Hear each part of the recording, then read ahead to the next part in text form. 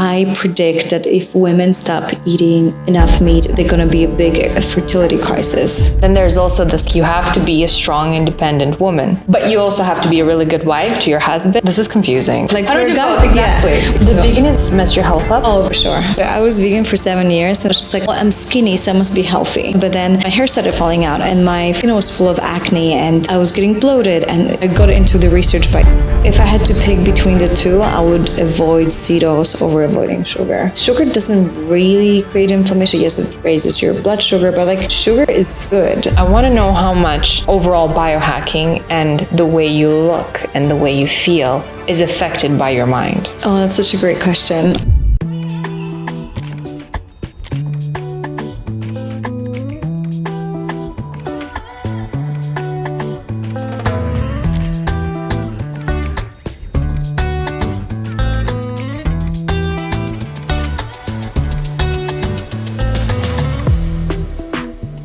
Hi, Aggie. Hi.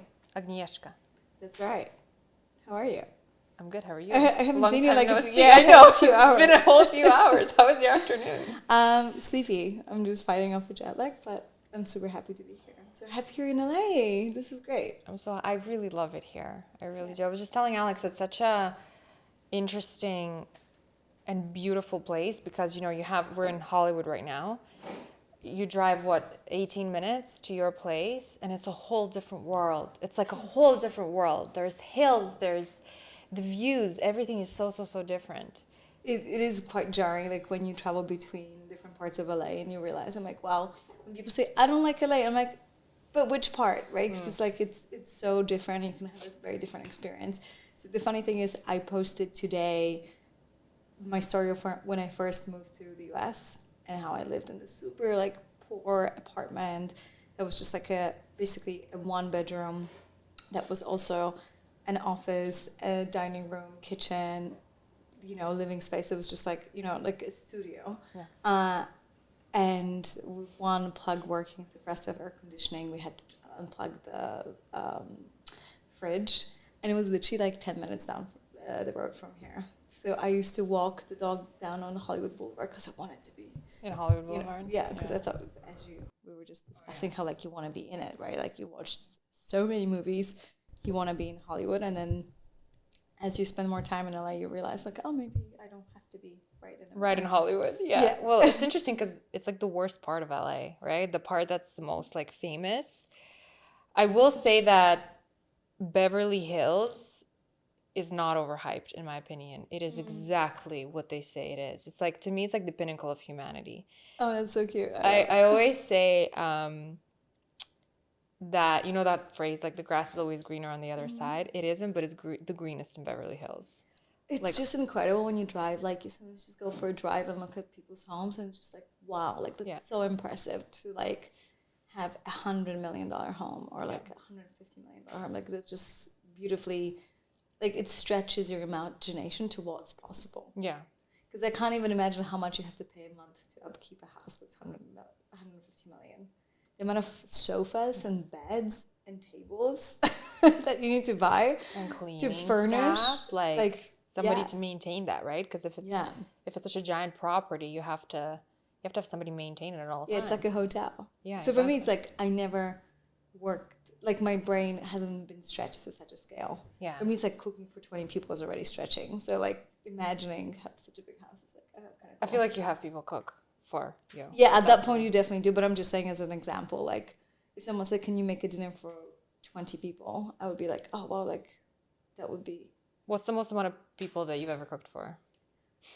We've hosted more people, but it was more like nibbles, or like Swedish table where just like like a cocktail style, but never really like an actual dish for each person. That is where you and I have Eastern Europe left us, because I bet you if we ask our moms, they'll be like, "Oh yeah, I've cooked for 60 people before." I've cooked for the whole village before.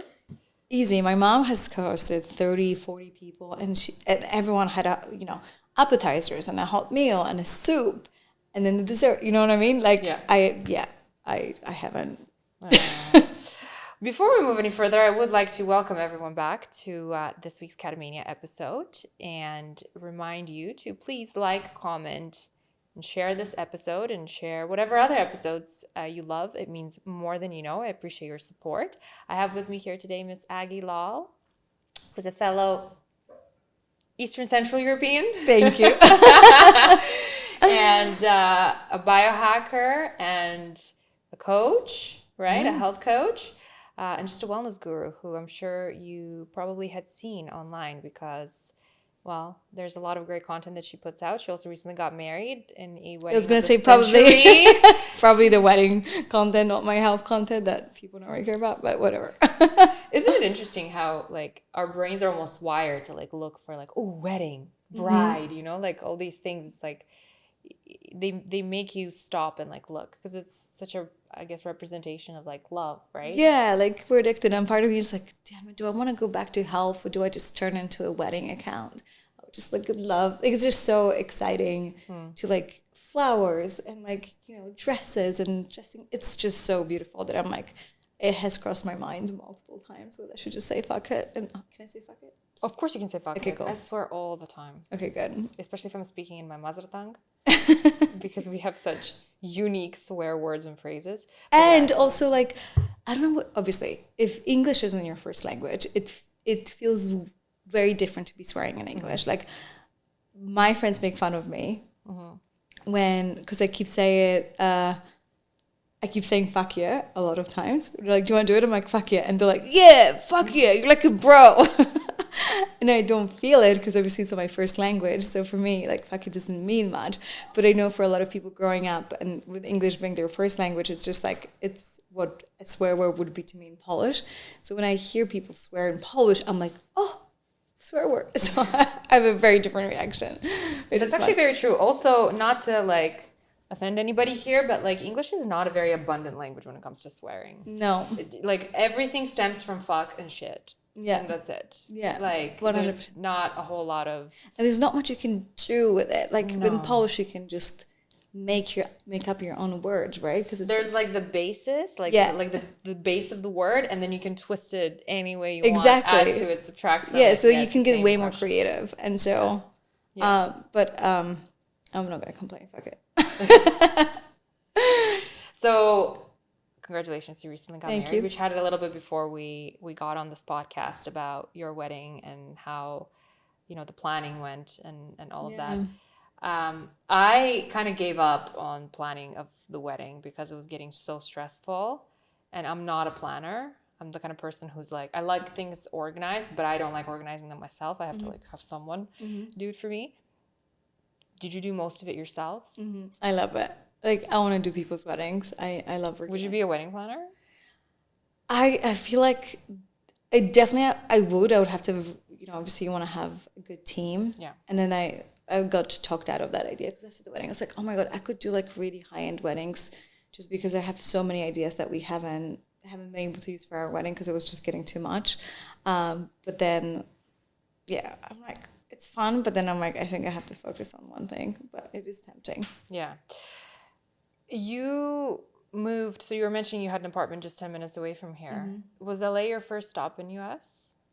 Yes. So I moved to LA from Poland with my then partner. He wanted to be an actor, so we spent quite some time trying to get him an acting job and sending letters and editing. It was just a kind of like, we came here for him. It was every single day it was about him and his career and how to, you know, make it happen. And I was at that point in my entire 20s, like whenever I got into a relationship, I would make it all about the man I was with. So whatever he needed, like his needs have become my own.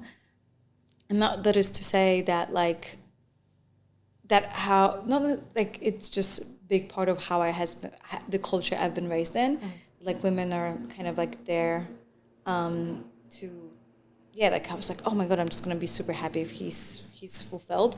Now I understand, it's culture, but I can like, that puts me in a victim mentality when in reality it's so much easier to support someone else's dream than to focus on yours because it's just like quite confronting when you have to figure out what you want to do in life. So it's easier just to support someone in a way. So that was my entire 20s. And then we broke up when I was 25 because we moved back to Australia together. And so I was like, okay, I'm going to give LA one more try, but this time I want to try. Like, I want to do something. For me, it was just like, back then, it was like, I just want to be his wife in America, whatever it takes, you know, whatever. If he wants to be America, I'll do this. If he wants to be Australia. And then at 25, I was like, oh, well, I have no personality. So I kind of like went on this whole journey to discover myself and started, then moved to another apartment by the beach. And that's how it all started. And you lived in Australia for a period of time? Yeah. Okay, so you went from Poland to Australia, from Australia to Poland, Poland, US? Exactly. It was like a lot of like bouncing around. How did you like Australia? Just not exactly for me. I don't know if it's Eastern European, but I have authority issues.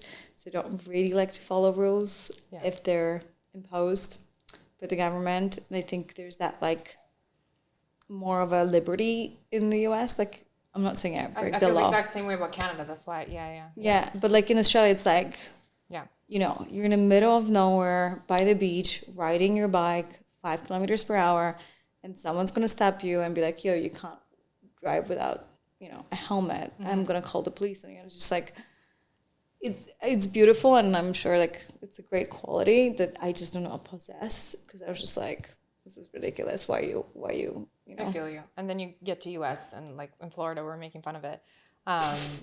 No, I mean, like, do it, but like, it's my business. You know, in my head, I'm like, it's my business. This is the last standing place of liberty. Like, we're effed if this goes down. Do you know what I mean? We're fucked. I should point that out. Yeah. The full word. Yeah, no, I get that. And you went from, you know, I feel like 20s, just in general, I experienced something very similar in my early 20s. You're just so lost. And especially like, you feel like you have to have it all figured out like right now. Yeah. When now in hindsight, it's like, it was fine not to have it all figured out. I know. And it's so true. And also like being like, you know, trained by Eastern Europe to be this perfect wife, which I think we have like trained to have like very little, not ambition, but like very little of our own needs. Like, what do you want to do, right? In a way. So like my parents were like, it doesn't mean that my parents wanted me to be a wife. They wanted me to get a master's degree and a PhD and wanted to be independent, but it was not from a place of like fulfillment and purpose, but it was from a place of like, this is what you're supposed to do, because what do you mean my daughter will not finish university? Which I did, by the way, just to keep them happy. But like in hindsight, biggest, like, not regret, but I'm like, what a waste of time and money. Right. Isn't it interesting? Because you're so right. Like, there's this very traditional approach, which there's benefit to it. I like the more traditional approach to many things, especially when it comes to family. But then there's also this, like, you have to be a strong, independent woman. But you also have to be a really good wife to your husband, and you need to be strong. And I'm like, it reached me just a couple of years ago that, like, we are all raised to be strong, independent women who are also ridiculously traditional. And I'm like, this is confusing. What am I supposed to, like, wait, what? How do I do both? Like, how for do I a do guy, both? Exactly. Which is like, it's such a mindfuck for like a 20-year-old, because you're like, okay, cool. Like, if I'm interested in other men, but like too much, then I'm a slut. If I'm right, and then so I kind of want to be like the good girl that doesn't really sleep around, so it makes a good wife. So I need to kind of cook, but then I have to have my own ambition. I can't just be just a wife. So I need to learn how to not only have a master's degree but a PhD and have my own career, and then have time for that, and also be a good friend. And like it keeps on adding. Yeah. Our grandmas didn't have that problem, and now we just have to have it all. And I thought it was just like such an incredible pressure, and it doesn't really change in the Western world, because you still like are being taught that, you know, you need to have it all, you know, be a boss babe, and also like be a great mom, but like don't make the kids the center of your attention, because that means you don't have a life. And same with the men, but also be a loving wife, because it's like, if you're divorced, then you're fucked up and something's wrong with you. So you really have to, you know, have it all and do it all and be it all. And at some point you're just like, you know what? Fuck this. Like, I don't want to be a perfect wife, because it's not humanly possible. I don't want to be a boss babe. Like, I want to lead from the heart and the feminine, which isn't exactly being this like tough bitch. It's just like being authentic. And so you get that to all of this in your 30s, but 20s are a mess. How did you find yourself? 25, you're having, sounds like a breaking moment of, oh my God, what am I doing? Who am I? the pictures that you posted of the apartment that you were living in. How did you go from that? How did you go from that Aggie to the Aggie that's sitting in front of me today, right now, who has that house in the hills that I saw today? That's gorgeous, by the way. So at 25 I went sailing because I had this quarter life crisis. Sailing. I did not expect that. I never sailed before. My then partner never sailed before either. I've never been on a boat, like, mind you, like, where? In Poland? Like, no way. So we just thought it would be super cool because I had a quarter life crisis. And I was like, oh my God, I don't know what to do with my life. And I felt like I haven't experienced like a real adventure. I was like, adventure is like what I need. I feel like I really need this. So we got a very old sailboat on eBay for a few $1,000s. That was definitely not seaworthy. So I don't know what we're thinking. And we got it in Mexico, from some little town in Mexico. I'm like, cool. So we flew to Mexico, got that boat, and decided to jump on it and sail from Mexico to Australia. Which, by the way, a crazy story. I hope you know that. Like, it's insane. That, right? It's like you got a sailboat for a few $1,000s. Yes, that's flew to Mexico and got on the sailboat. Yeah. Already, and like, so it's wow. Like, what? That's not even the beginning of the adventure. Yeah, and so my mom was freaking out. I told my mom, don't worry, we're going to be going with another boat and we're going to be following them. It's going to take us 2 weeks to the nearest island. 2 weeks is fine. Like, I can do it. And obviously, I was such a complete... I don't want to call myself names and say I was stupid or an idiot, but I think it's like sometimes you need to call spade a spade. And I was a complete idiot, like, because in total ignorance, because it was like, how hard could it be? Who was the captain of the sailboat? There was no captain. It was me and my ex. Neither of us have ever sailed before. We got sailing for dummies, and we're like, we'll figure it out. And then, so by the way, by law, you need to have these like very expensive technical equipments like EPIRB. So if your boat just turns, like, it sends a signal for people to find you. I'm assuming that's something you learned after? No, we did know that, but they're like very expensive. We had no money, right? So it was just super poor. So we're like, okay, we'll just swing it. Like, yeah. We just decided that we're just going to go for it and not do any of this. Most boats have an autopilot because the boat does not stop, right? So, like, someone has to steer the entire time because if you let go of it, the boat starts going in circles or goes crazy. We didn't have that, so either me or him sailed, so I had to steer the entire time. And so I was like, the book said it takes about 2 weeks. I'm like, okay, we can do this. Like, 2 weeks is not too bad. Went to Costco, as you do, put some groceries. I'm like, okay, I never packed for like 2 weeks of groceries, but I'm like, okay, I'll do 3. They always say to have it more. And then 5 days in, like, our water tank broke, so we couldn't even like use water. We had to like use salt water and just drink from like bottles and ration. After 2 weeks, my mom started to get worried because, we should be back on the next island. It's like 3 weeks later, we're not there. You're in the middle of Pacific Ocean. You're in the middle of Pacific Ocean. Yeah, so we went straight out from Mexico, like across to Australia. What the fuck? Yeah, okay. yeah. And so we go, and then I love how nonchalant she is about. Yeah, we're in the middle of the Pacific Ocean. So, best part. Because I've never been on sail before, I didn't know I get seasick. So I'm puking the entire time because I'm like, wow, like, this is savage. So I'm puking for like 3 weeks straight. Like, everything's moving. I can't sleep because, like, the boat's moving all the time. So I'm not used to it. Awful, so I can't do it. So you can control it. Like, so after 4 weeks, my mom's like, I think my daughter's dead. Like, it's been 4 weeks. It was supposed to be 2. She calls the embassy in Mexico. They're like, well, she's in international waters. There's nothing we can do. And where did your daughter go? And my mom's like, well, across the Pacific Ocean.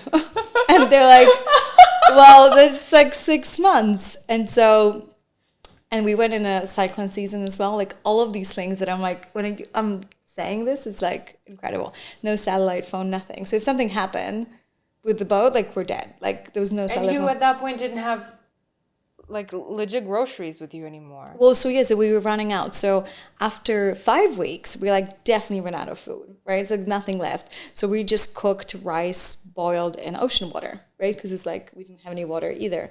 So we're just eating rice for 2 weeks. And after 8 weeks, we made it to the nearest island. We were finally able to like figure it out. And we're so excited. It's the middle of the night. We're like, oh my God, we're survived. It's like 57 days out at the ocean with like thinking that my family's dead, whatnot. And we get to the island, we're like, oh fuck, we don't know how to stop the boat. Because we never stopped the boat because it just kept going. So we're like had to go out into the ocean and come back again the next day because we didn't know how to stop it. And so we're going through Sailing for Dummies, and it says, for you to stop the boat, you need to drop 7 fathoms of the anchor. I'm like, what the fuck is 7 fathoms? Like, I don't have Google. Like, what is that? Like, what is that? Like, you know, currency? And I'm like, so we had no idea. So we just like dropped some anchor, got out, and then on that island, like people were like, oh my God, what are you doing? It's sailing season. We never see sailors at this time. And so when they realized that we're absolutely retarded, they were like, okay, we need to help you. And we were bouncing between different islands in the South Pacific for about 4 or 5 months, and all the locals would bring us food and fish and, like, you know, pray for us. They're like, oh my God, you die.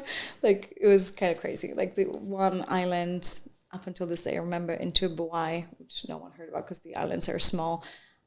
They saved our boat because it was such a big cyclone that our boat started to sink, and they like help us. Were there lots of waves when you were sailing, like for the first 5 weeks? Like, was it? Oh yeah, it's like 30-foot waves.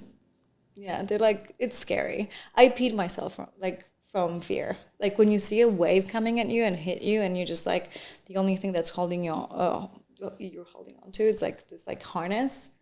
I didn't shit myself, but I peed myself. I'm serious. So yeah, so that kind of like made me change my perspective a little bit on life after a year of doing this. No shit. Wow. So, okay, how did you made it to the island, and you were hopping from island to island. Mm-hmm. So that didn't stop you from continuing to sail? Yeah, so my mom was like, are you crazy? And I'm like, no, we'll keep going, because it's like... What was your mom's reaction when you called her after, 5 weeks or 8 weeks? It was like an Eastern European, like... well, I guess I need to call the embassy that you were found. But it wasn't like, woohoo. She was like, are you fucking kidding me? My like, probably some swear words and Polish. Yeah. Like, what do you think you're doing kind of a thing. Like, it wasn't like the warm, oh, welcome home. I'm so happy you're okay. She's like, you're crazy. And you kept going from island to island. So we kept going, because that was only 2 months, and we kept going for a total of 10 months. And the intention was to sail for 10 months? The intention was to get from Mexico to Australia, which is like one of the like most beautiful, iconic sails. And because we didn't know what we were doing, and when we actually added up our distance, it almost felt like we could circumnavigate the globe, because we're just like, people usually when they know how to sail, like just in a straight line, and we're just kind of like going this. We didn't know how to adjust the sails to the wind. So we've been like going all around Pacific Ocean. Just the two of you? Yeah, just the two of us. And it's like, mind you, one person steering, the other one sleeping. So you're sleeping and then you wake up and the other person goes to sleep. So you're on your own, literally. Because the other person, you have to keep switching every 4 hours, because it's like the boat never stops. So you can't really both of you can't ever go to sleep. Yeah, for sure. Because you're holding, So your sleep was probably messed up like crazy. Yeah, definitely not biohacking. But you're young, you feel like that's cool, So you made it to Australia? And we made it to Sydney Harbour, yeah. I have a photo I'll show you, yeah. Oh my God. What did it feel like in the moment when you finally made it to Sydney? Not seeing people for such a long time, it definitely has an impact. Like, it was just like, you learn to live such a simple life, and you need so little, that we were fed by people from the islands. So we didn't really need money. The only money we needed is like buy some cans on the next, part of the journey. So it makes you realize that like you come into consumerism, and it's like, whoa, like we were in Sydney, I was like going out with friends, and you just spend $100, $200 a day. And that was wild to me. I think I spent $1,000, In 10 months? Yeah, in 10 months. It was just like, wow, like so much convenience and so disconnected from the ocean. I had a really hard time adjusting, because you just fall in love with nature and with the rhythm of the ocean. Like the dolphins come and swim next to you. They sing. It's just incredible. Like the most waves that look like they're going to kill you. Yeah, that too. Oh my God. Yeah. Okay, so I'm trying to like picture how you're so determined that even going through like lack of food, not knowing when you're gonna hit the ground, quite literally, next time, you just carried on, and you were like, no, we're gonna keep on that's the Eastern European aspect. Like, I'm not a quitter, which is to a fault, but like I didn't want to quit. Wow. So how did that experience change your attitude towards fear in life? Oh, it's a great question. I definitely feel like being in real danger and like surviving it, and like, you know, there's nothing more powerful than nature in reality. It's like just like an extremely humbling experience, but I feel like being on your own through all of this, like not being able to call for help, which is, you know, it makes you realize how many things make you feel safe, and like being, even going through a natural disaster with another human being or in a family or in a community is almost like bonding, but being on your own, it was a very humbling lesson of like, wow, like we're so disconnected from nature in the city, like we get so arrogant and nature is this annoying thing. And so I came into this sailing experience thinking that like it can't be that bad, you know? And yeah, and I realized that it's like I have deep reverence for nature, but at the same time I'm less scared of other things, you know, of just perceived Like danger. other people's Yeah. opinions, Yeah. or, you know, like I'm curious if that affected your like decision making in business, for example. Like, do these things now Oh, seem it very has to. trivial to you? They have to, after because that? it's at the end of the day, it's like you've gone through so much shit, and that's like what makes you really invincible. Like then a lot of the things that would maybe stress me out, and I think maybe that's one of the good things that like has brought so much of my success. Like I have such a big certainty that I'm gonna be okay because I've gone through like the most insane like storms and cyclones, Literally, like, and like the most insane storms. Like, yeah, and not and figuratively like speaking. without any sailing experience, just from a pure like there's one of the cyclones that we hit. It's just like it was 3 days nonstop. Like I did not sleep for 3 days because it's just like impossible. You're like fighting, you know, boat is leaking. Like it's just you're fighting for your life. You're definitely not sleeping, and it's just like yeah, You don't sleep for 3 days. Okay, so I have a friend who became a sailor. He was a classmate of mine. So after high school, he became a sailor in Eastern Europe, and he went on one trip and he quit after, Oh really? Where do you go? like around whatever the ports were, like from Eastern Europe. Okay, so within Europe. Yeah, Cool. but into, I think he did go into like the Atlantic Ocean, and he said one of the storms that they hit lasted 2 weeks, and he said that was enough for me to be like, okay, I think I picked the wrong career, I'm out. Yeah. So it's interesting to me that a non-sailor who didn't know how to sail Still survive. hit the ground after 8 weeks when she was expected to hit it after 2, Yeah. with no food left, and was like, yeah, let's keep going. We have a mission. We have to hit Australia. Yeah, because I was just like, I feel like at that point I was just like, you know, like you say A, you have to say B. Like, I don't know, but maybe it's If just. there's ever, God forbid, an apocalypse, I'm definitely coming and hanging out with you. 'Cause I feel like we're going to be okay. But I feel like this is like, like big part of our like kind of upbringing, that like that toughness, you know, like Yeah, it is. that it's. And like, we don't show it as much, right? Like, especially our women. Like, we don't show it as much, but we're very, very strong. 100%. And I love when people like, I come in and like, oh, you're so cute, little blonde. And I'm like, yeah, really? And like, want to bet? Like, I skydive, you know, I have 500 skydiving jumps. I fucking sail across the Pacific. I feel like I have bigger cojones than most men. Yeah. But like, men are so good at like dismissing. And I'm like, okay, go ahead. You can dismiss Well, me. it's, you know, that whole thing, like, I have a couple of friends who are dentists, and they say, like, the people who freak out the most in the chair are, like, the toughest looking men. Oh, really? Like, the men who look the strongest, the toughest, they'll, like, freak out the most. They'll be the most scared.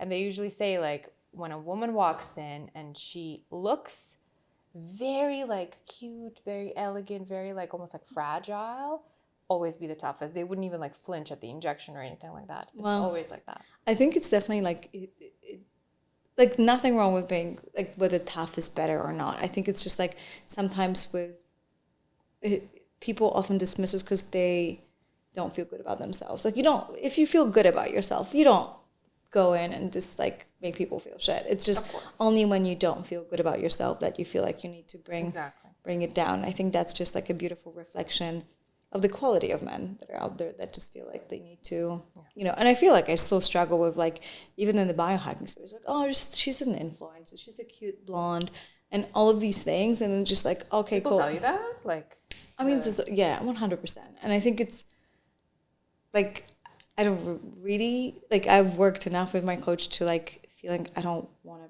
prove anything to anyone anymore. Like, I don't have the need. But at the beginning, it really bothered me because I'm like, well, I'm educated. I have a master's degree. I know what I'm doing. I know what I'm speaking about. And, you know, I have 40,000 students in my courses where I can like really see what's working, what's not. And and sometimes it's just like, people project their own insecurities on you. Yeah, because, you know, it's like you're small, you're cute, and you're blonde, and you wear a dress, you know, then it's like, cool, like she's probably vain or dumb. And yet here you are. I might be both, like, it doesn't matter, but I think it's just like, it's always nice to like not make these assumptions. Of course. And every time people try to like pay me a compliment, it was like, oh my God, you're not another stupid blonde. I'm like, wow, thank you. I feel so touched. So, you know what I mean? Like, it's not really a compliment. Or like, I thought you were stupid. And I'm like, oh, great. That is ridiculous that people say that. Yeah. I mean, that's just... It's like, you know, it's funny. Or people are like, oh my God, you look so much better in person. I'm like, great, thank you. What is that supposed to mean? Like, wow. I know. It's funny, though. It's just like...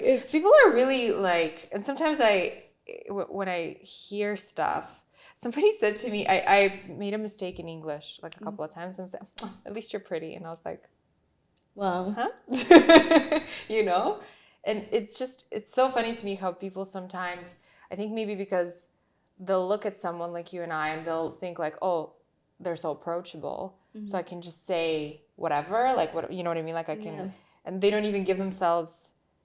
How do you say it in English? See, I'm already struggling with my words. They don't even realize what comes out of their mouth sometimes. Oh, 100%. You know? Yeah, and 100%. Like, oh, you meant it as a compliment, but you're actually kind of... Like, I don't care. You can say, I believe in freedom of speech. You should be able to say whatever you want. But, like, if you meant that as a compliment, you need to work on how to give compliments to people because you're really shitty at it. Yeah, you know what I mean? 100%. I feel like we definitely... I mean, I appreciate straight shooters. Like, yeah, we're both too, the same. I'm like, sure. Please say it as is. But sometimes it just feels like people feel like it's okay to say something to women more so. You know what I think it also is? People may find it intimidating when they realize that, oh snap, like I'm dealing with somebody extremely intelligent, extremely beautiful. I better poke at something just so that, you know, like we're kind of even. When they don't have something to offer on the same level. Do you know what I mean? So they almost like feel intimidated. So they're like, I'm going to try to put her down somehow so that, you know, and it's like... 100%. And then like it's also like whenever I make a comment that maybe I mean it well, like it's just like a beautiful reflection. I'm like, oh wow, like why did I feel intimidated, or why do I feel like threatened in a way? Why did I feel like I wanted to bring that person down? So it's like my favorite quote of all times is, whoever's trying to bring you down is already below you. And it's like literally bring it down. And it's like every time you try to like say something, it's just yeah. Okay, so you went on a sailing adventure across the globe. I'm so glad we got into that and you told me about that story, because that is wow. And I love how we tied it into the way you view fear now and the way that's affected your life afterwards positively. So you went from that to... I mean, that must have been absolutely life-changing for you. 100%, yeah. What happened after? So you were kind of confused. You weren't sure what to do, where to go, who's Aggie. Was it sort of an instant think of like, okay, after this adventure, you felt like a lot better and a lot more clear? Obviously, it was like a whole year, but I never journaled before. I didn't really have enough self-awareness. So I started journaling and doing the artist way, which is like these just journal prompts for... The Artist Way, is it from the book? Yeah. And so I was like, oh, and my journal would say something like this, like, I don't even know who I am. Like, I feel like I don't know myself. I don't know what I really want to do in life. I'm not really passionate about anything. And so I just thought it was like, okay, I have no talent. I'm not passionate about anything in particular. I'm not special in any way, shape, or form. And I was like, wow, like I guess I just have to have like a really boring job, like supporting someone else's dream because I have nothing going on for me. And then I started like just getting to know myself that year, and then realized that it's like, you know, the world needs that special gift that only you have, and it's like we're all unique, and there's no like, yeah, okay, maybe I'm not, you know, Mozart or Chopin, surprise, but like there's that is kind of like my ego trying to have an extraordinary ability to be extraordinary. So I'm like worship and considered amazing. But on a soul level, my soul just wants to feel fulfilled and happy doing what I love. And I was like, what do I love? I love communicating with people. I love speaking to people and like sharing my experience now that I have gone through fear and through a lot of failure. It's easier for me to work with women because I know what it's like. I know what it's like to emotionally eat. That's why like it's what makes me a good biohacking coach, because I just don't tell you, here are your macros, here this is how you count calories, and don't be a pussy and just keep going and you see results. Like I don't believe in that approach. Like I believe in like grace and living life and just like being able to like live. Like that's what I want to do. I love eating. I'm a foodie. Like being on a diet sucks. Like, you know what I mean? Like I just want to help other women feel amazing in their bodies and have a lot of energy without feeling like they need to give up, you know, themselves. So you came to that conclusion through going through that experience yourself? Yeah, and getting to know myself, and I just was like, I didn't think I would be qualified to ever coach people or train people, but I just followed my curiosity. And at that time was obviously I fell in love with nature. I'm like, I want to be a travel blogger and like share with people how amazing the world is, and I'll go to the most remote places like I did and share that, you know, because I was just like, you know, in love, and that's how my career in travel blogging started. So you started as a travel blogger. Mm-hmm. Yeah, so that was great, and the culmination of that career was writing a travel book with quite a big one in the US that went at Target and Barnes and Noble and Costco, even Costco Canada was we had it there. But the problem is that the book came out 2 weeks before the pandemic, so it wasn't the best timing in 2020. But it obviously hit the ground. And it hit the ground, but like it didn't become New York Times bestseller. Let's just put it that way. Okay. Because no one was into traveling, weirdly enough, during the pandemic. Right.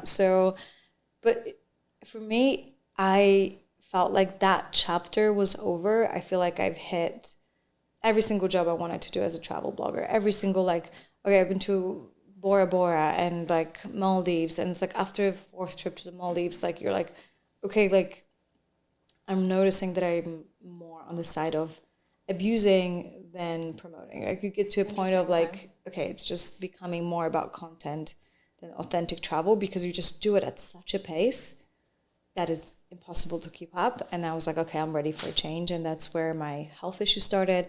I started healing myself, sharing it with others, and that's how I got into biohacking. How fast did you grow as a travel blogger? Very fast. Yeah, so I grew, I think within a year I grew maybe 600,000. Oh, wow. Followers, yeah. Oh, wow, that's amazing. Was there a strategy that you used, or was it something that kind of just took off?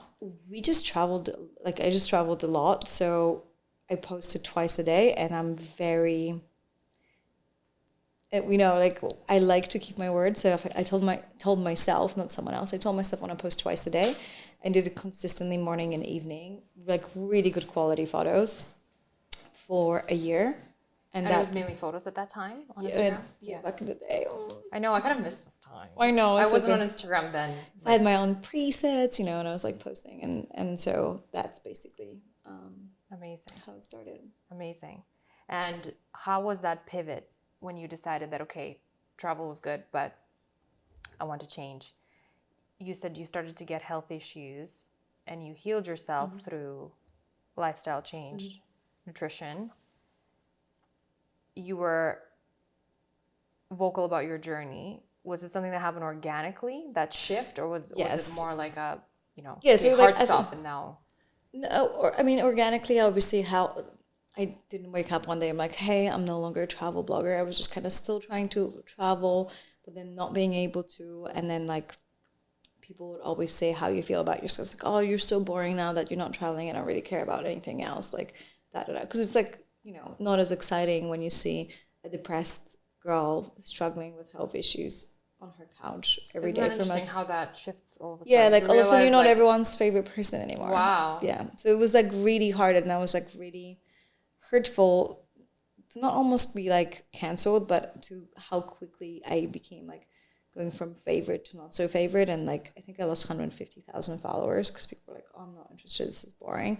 But I kept going and kept just sharing like what was true to me, and that was what I was genuinely excited about. And like over time, you know, I was almost at 1 million, then went down to under 800,000 followers, and now I'm just like slowly building it back up from almost not scratch, but like, you know, from what is beautiful to me. And it's funny because it's like I had so many creator friends reaching out. I was like, please help me pivot. I'm so tired of traveling, or I'm so tired of like mostly traveling.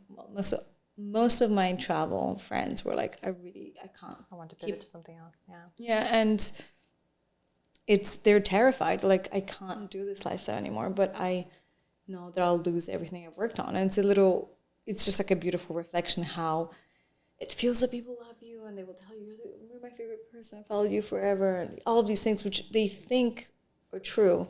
But then it's like one mistake or a perceived mistake by them without knowing the full story, or you wanting to pivot into a different content, post your wedding, not post your wedding, post, you know, biohacking, not post biohacking. Immediately it's like, okay, go, like.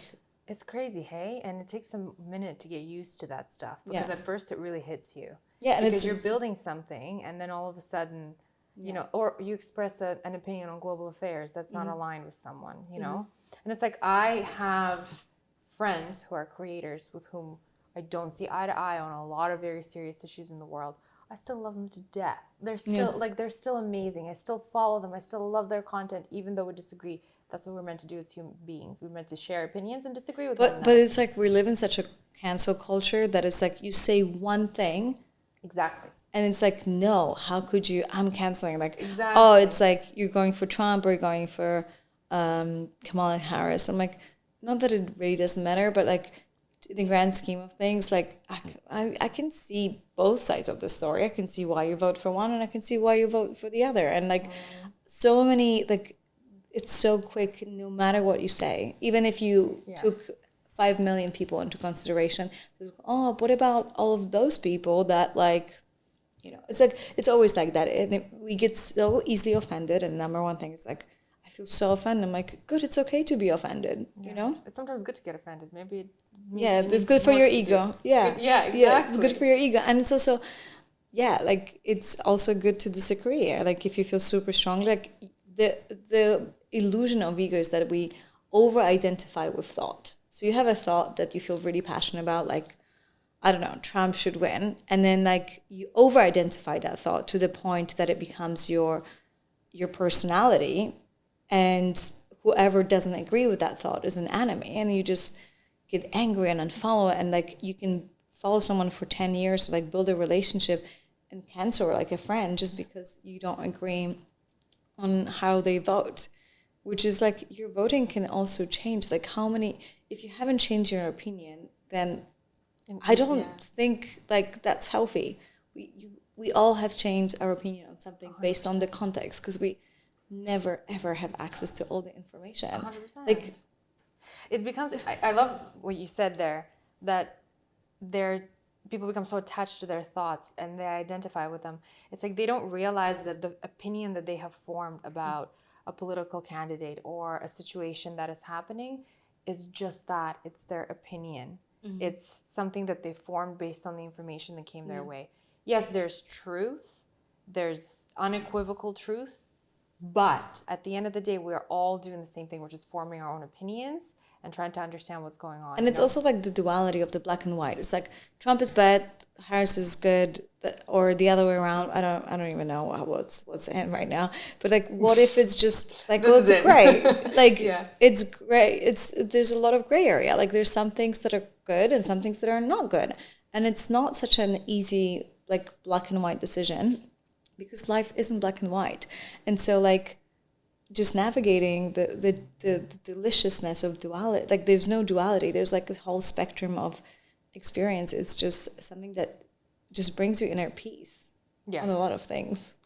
Do you find that in biohacking community, is it something that you experience as well? Like, are there people who are very adamant about certain things, and if you try to, because you're a very reasonable biohacker, if that makes sense. Like you're Bioslacker, I know. Well, you're like, I want to enjoy life, right? Which is technically what biohacking, according to what I'm understanding, is supposed to be all about, right? Like still enjoying your life, but maintaining health.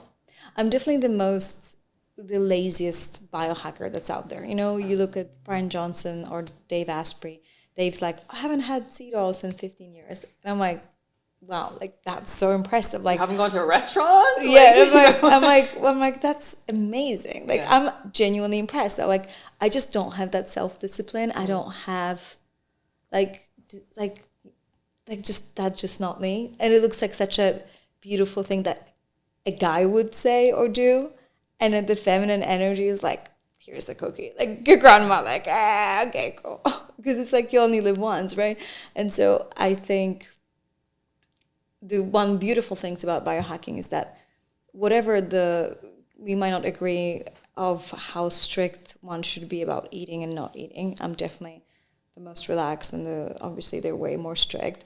But I think what's beautiful, they're all very inclusive, very open, and very like just not. They've always said like if you get triggered, like it's a great feedback that you tend to change the mindset. And so I think that was really cool that like they tend to be, biohackers tend to be quite conscious people, and they understand this mind-body connection, that it's not just the body. Did you, so you mentioned obviously that what inspired you to get into this field was having your own personal health issues. Was there a tipping point where you were like, okay, this is what biohacking is and this is what I'm following? Was there an idea for you to follow like a different path in the wellness and health industry? I was a vegan, and so obviously like... I remember that conversation earlier. Yeah. So what kind of vegan were you, Aggie? Please share. Yeah, so I was vegan for 7 years, and obviously if you look back at the photos, I was just like, the skinnier the better was like, well, not even that. It was just like, well, I'm skinny, so I must be healthy. Only fat people are sick, And if I'm skinny, like my diet's great because, like as if fat is the only indication whether you're healthy or not. But then my hair started falling out, and my skin was full of acne, and I was getting bloated, and, not to mention lack of energy or libido or whatever. And so then I realized, I'm like, okay, cool. Like clearly I get to a point where I'm like really desperate to eat something, because I would finish a meal and I would still stand in front of the fridge, look, and nothing looked good. Did veganism mess your health up? Is that what? Oh, for sure. Yeah, for sure. And so I would listen to I got into the research by Weston Price. That was like he's the dentist in 1920s who basically tried to find like the perfect diet, and he came to a conclusion there was no perfect diet. It's just the quality of ingredients. And the point that why it's important that he's a dentist is because in the 1920s he could compare cultures that had access to processed food and the ones that aren't. And those who were living remotely enough to not have any processed foods, they had super straight teeth. And as a dentist, he couldn't believe it. There was not a single cavity, and everyone had super straight teeth. The moment those kids were living in cities, they had cavities and super crooked teeth, and all of a sudden there was a need to have orthodontists and stuff. And so he realized there was a connection between development of our bones and the hips in women. And so he said because the women's hips are underdeveloped and the canal isn't big enough, and so our faces are not wide enough. And so that's why our teeth are crooked. And so he said that every time he traveled to all of these remote tribes, women would give birth next to their husbands at night by themselves. And he never heard a child cry. There was no such thing as crying kid or screaming.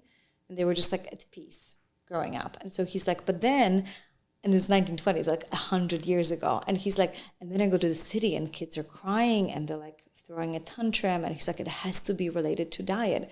These are not part of their personalities. It's part of diet and like processed foods and whatnot. So he was like, he's like, I predict that if women stop eating enough meat and organ meat, they're gonna be a big fertility crisis. And so he did like kind of call it out, and like, of course, this is what's happening, right? Like we're drinking smoothies, we don't really eat liver, and so I was like, wow, this guy's amazing. It's like, what he has a foundation. I mean, he's dead now, but like there's a Weston Price Foundation, and he stressed the importance of butter and liver and all of these things. So I was like, even right now for my supplements, in fashion before it was fashionable. Yeah, so I call in my book, I call him the OG biohacker, because he was like, he basically just like realized it was like, it's just the processing of these ingredients. So one of the first like supplement in my line that we created was the beef organs, because I was like, I can't eat liver, but I want to be able to have all the benefits. You don't like the taste of it, hey? No. Me neither. Yeah, so I have it in a pill Eastern form. Europeans really love it actually, normally, and I don't like it either. Yeah, I can't. Yeah. Even my mom's way with like onion, whatever, I'm like, no. But yeah, that's one of the things that I have it as a pill, because it's just like, it's incredible when you see the research, even in Chinese medicine for fertility, and how like in those local cultures, like 100 to 100 years ago, if a woman was about to get pregnant, she was just eating organ meat.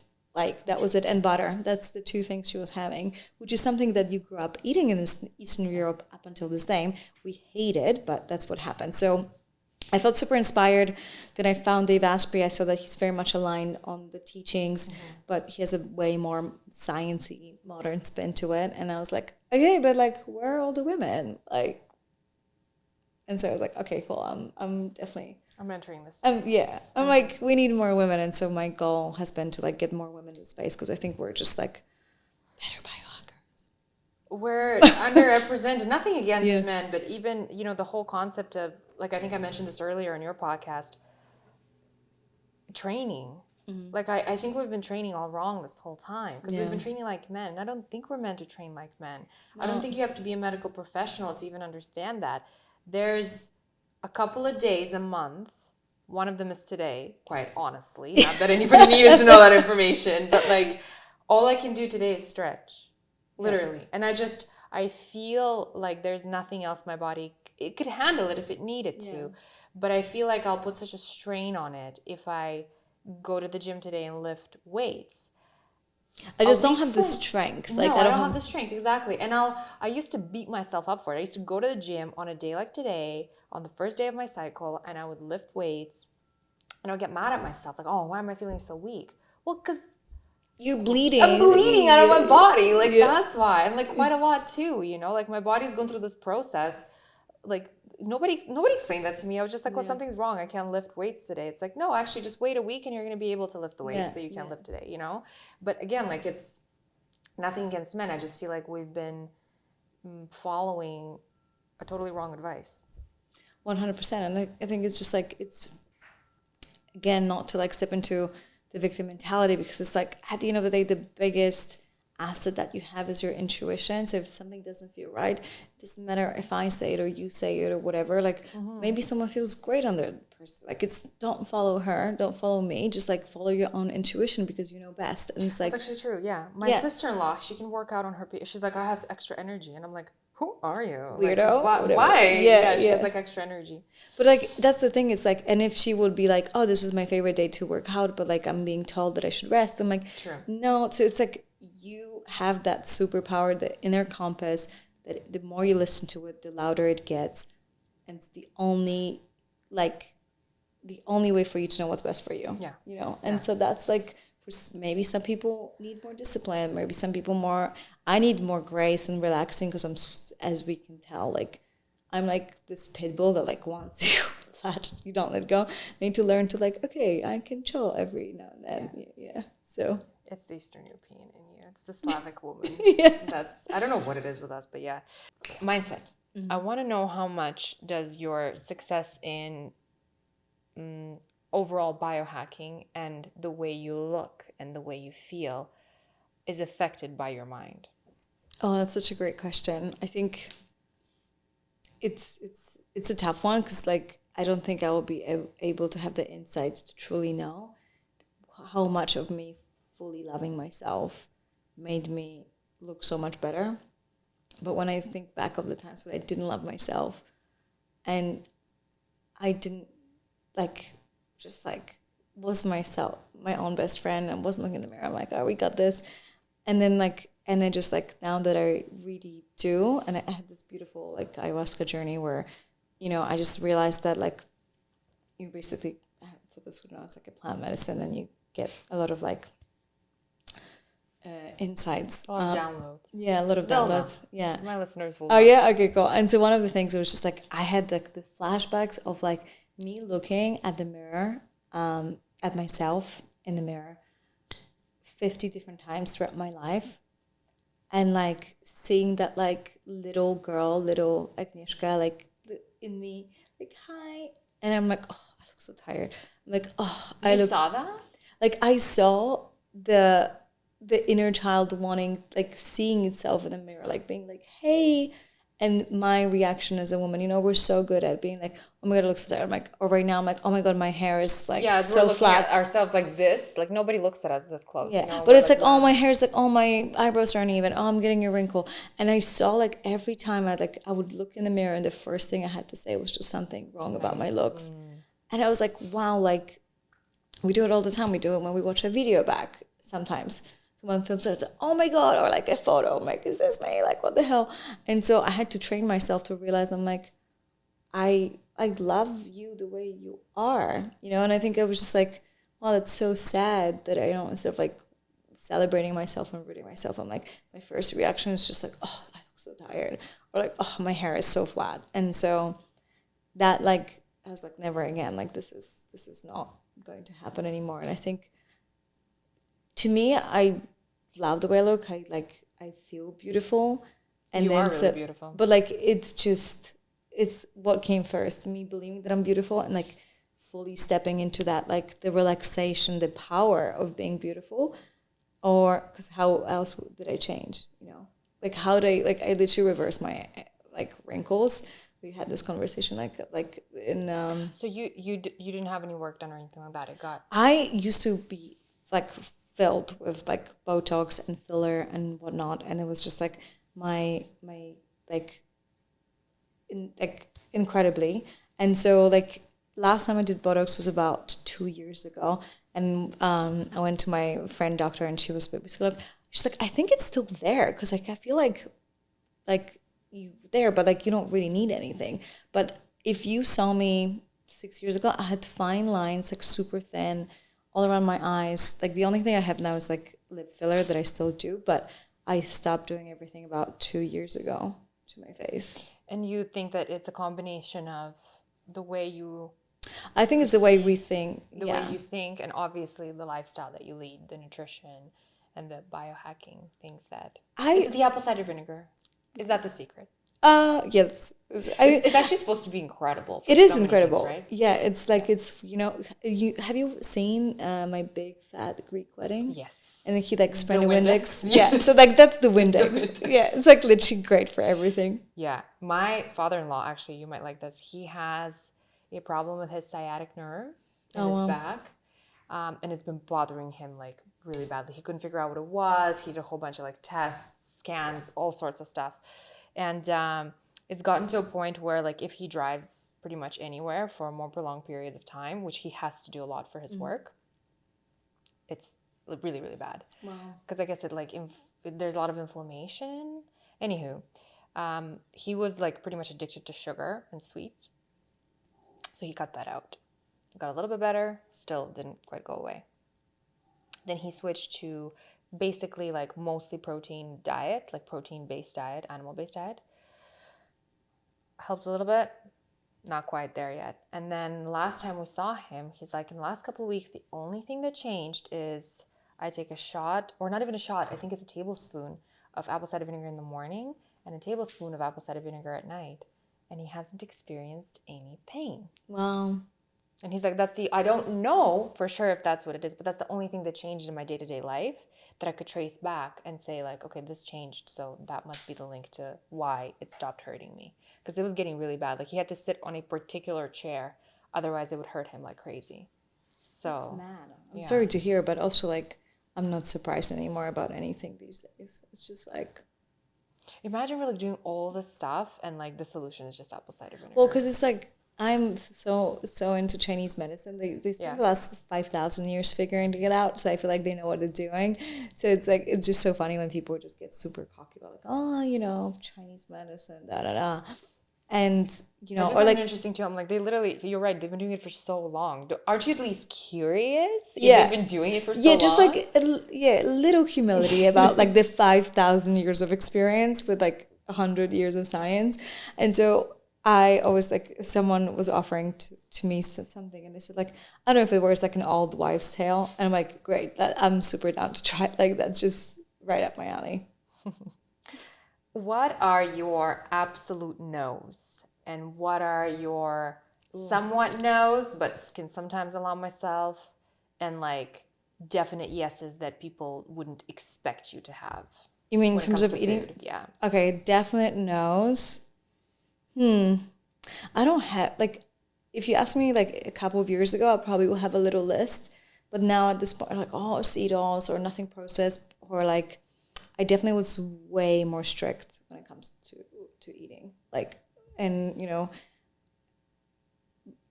I wouldn't have store-bought food or chocolate or like was very clean eating. And now I'm just realizing that like I think my body's powerful, healthy enough that I can survive having a lot of these things and I'll be fine. Not on regular basis, but like I can handle it. Like Are I you trust. super against seed oils? I feel like if I had to pick between the two, I would avoid seed oils over avoiding sugar. Okay. Yeah. Really? They just create more sugar doesn't really create inflammation. Yes, it raises your blood sugar, but like sugar is good. Like I love sugar. Like sugar gives me pleasure. Seed oils, I can't tell. I actually prefer olive oil. I prefer coconut oil. I prefer butter. So there's no benefit of me having seed oils apart from someone trying to save money. But the downside is massive, right? Like it's Right. just really bad for me. And like it's proven that has a massive impact on your mitochondria and energy levels. Versus with sugar, at least you're like, it's good. Like Well, I mean, and your brain, like you, that little bit of a sugar high that you get, which I'm not a sugary person. no, I literally just said I'm not a sugary person. I'm not. English has left the building. It is past 5 p.m. It's time for wine, which I want to ask you about wine before I let you go. But I don't have a sweet tooth as much as I have a salty tooth. Oh, same. Yeah. If I had no self-control, I would get like the saltiest, worst chips for me, and I would Yeah. just destroy them. Oh, easy. Like when people were like, "Oh my God, like chocolate," like I'm like, no, I'm like, I would have like some super fatty like sausage and meat, Yes. and like grilled cheese and fries, And just salt Yeah. all over that. Yeah. I'm the Yeah. same way. Like I could live without sweets, but salt. Yeah, I without have- fat, like really just. Oh yeah, that was me yesterday having cheese toasty. So like you see, like maybe 2 years ago, I wouldn't have a wheat bread and like cheese toasty, and yesterday I had it because I was at home. I was just like, well, we have white bread at home because of my husband, because he's a bioslacker, and then just like I'm fine. So like You guys are like the yin yang, right? Like Yeah, you gotta yeah. balance it out a little bit, right? Otherwise, you get yeah. too... He's like the man of like, yeah. I'm like, oh babe, wow, we definitely still like nothing's working. Wrote a book on biohacking, and he's like, this is bad. I thought it was like good. I'm like, no. Did you say he's British? Yeah. Not to like generalize, but I know that the Brits are like, when it comes to that kind of stuff, they'll just like, they'll eat stuff. They'll just eat it. Because I Yeah. have a friend she's a nutritionist in Australia, and her boyfriend is British. And she's like, man, going to the grocery store with him. And she's super like, okay, like let's check the ingredients. Let's like read the list. And he's just like, I'm going to grab everything because it tastes good, you know? Yeah, I feel like going to a grocery store with Jacob is like, I feel like it's like a 5-year-old. Like, oh, bubble gum, I love this. Oh, like, and I'm like, babe, this is like the biggest shit. And this, like, how did you even find it? Like, where do you find these things? Yeah. And he's able to just find like the most processed things, and he loves them. So Yeah. So you don't have like an absolute nose, but you would avoid seed oils over sugars. Is there anything that is a definite yes that people think is bad? Like, is there like a misconception? You know how butter used to be considered bad? Is there anything else that you can think of that's like, hey, you think this is bad for you, but it's actually not? I mean, I love raw milk. I think it's a lot of Do you times. guys have raw milk in US? Is it legal? Mm-hmm. It's It's an illegal air in one. Canada. It's illegal in Canada. I know. I need to move from Canada. I'm done. They don't have raw milk. I'm leaving. Yeah, it's so funny because it's like people are like, well, because like about the hygiene and you can die. I'm like, yeah, you can die from raw fish, and yet sushi restaurants are all over the world. Even more likely because it's like the parasite in fish is scary. I will never forget like the footage of the parasite in people's brains, especially in Japan. Like that's such a big risk. And you're like, oh, Nobu's so cute. I love Nobu. Ha, hashtag date night, whatever. But You'll then eat an undercooked steak as well, yeah, right? Like, or if you raw meat, or like in Europe, you eat raw like beef tartare is like with raw egg is very common. Yeah. And everyone understands like you need good quality, like hygiene, of course, to process it. And same with milk. in our part of the world, that's all people drink. Like, I don't know if your mom used to like boil milk. Yeah. Why was milk demonized for so long and still is? Because we started doing dairy farms that are extremely gross, and we put cows inside these like massive lots and feed them corn and soy, and they never see the sun, and so that's not the milk that you want to have raw, Right. So that's where we wanted to and obviously it's like with everything, right? Like, it needs context. Right. There's some intricate details attached to that. Yeah. And we are at our time, but last question that I want to ask you, because it bothers me so much and I need to know, because I come from a wine region, I told you, and I love wine. I can't drink any other type of alcohol. It makes me sick, and even wine starts to disrupt my sleep after 2 glasses. What's your opinion on wine? Is it a definite no, or is it sometimes okay? I mean, some people say it's like it has a lot of polyphenols. Some people say alcohol is really bad for your brain and disrupts your sleep. And then there's this spiritual perspective of alcohol in general. Like you remember how we said ego's identifying with the thought, and then you wanna be becoming conscious, or becoming in this journey. Why people drink ayahuasca, they're gonna become conscious. So you have to go above thoughts. Like when you stop having thoughts and you just turn off this chatter of your thought. You just become conscious of these thoughts. So you become the observer. So with alcohol, you go below the thought. That's why it feels so good, because you stop the constant chatter. But from a spiritual perspective, it's a little bit like going under. So it does numb connection to the intuition over time and whatnot. So is it I don't like saying things that are bad. Like if you enjoy wine, I'm sure it's good for you. It's not gonna make or break it. If you overdo it, though, it can, I mean, with everything, and it's just I'm not gonna. You're an adult woman. Have the glass of wine. No, I'm right? not telling you to tell me no or yes. Yeah. But you know how some people are very. You know how I brought up Mark Sisson. It was Mark Sisson actually earlier today. He was telling, and again, he's a 7-year-old man who looks fabulous, trains every day, energy levels are really great, and he was talking about how there's demonization of a glass of wine with dinner. He's talking specifically about a glass of wine, not getting. And he's like, I'm not saying overdo it, but sometimes with dinner, it's okay to have a glass of wine. And I was like, that's actually and maybe because it resonates with me, because I sometimes like to have a glass of wine with dinner. But I was like, it seems like a very reasonable approach. Yeah. Because if you overdo it, it's the worst. I think, and I actually talked to one of my friends who works with addictions, with people who have addictions, and she says benzos and alcohol are the worst to come off of, actual addicts. So that tells you something. Out of all the drugs that are out there, she's like, other ones will be very physical. They'll go through hell, but they'll snap out of it once they're out, and we'll be able to keep the person out of it. With alcohol and benzos, she said, it's the worst. It's the worst withdrawal, and it's the hardest ones to get off of. And I'm like, wow, alcohol is up there with benzos. That is very interesting. Don't go and soundbite this and put me into the category of this is actually not true. She's not a professional. I'm not a professional. I've heard a professional who's a friend of mine talk about this, and I was shocked when I heard that, because it's a very widely sold drug that everybody, you know what I mean? Yeah. And we don't think of it as a drug. So But Wow. it's good to know that a glass of wine.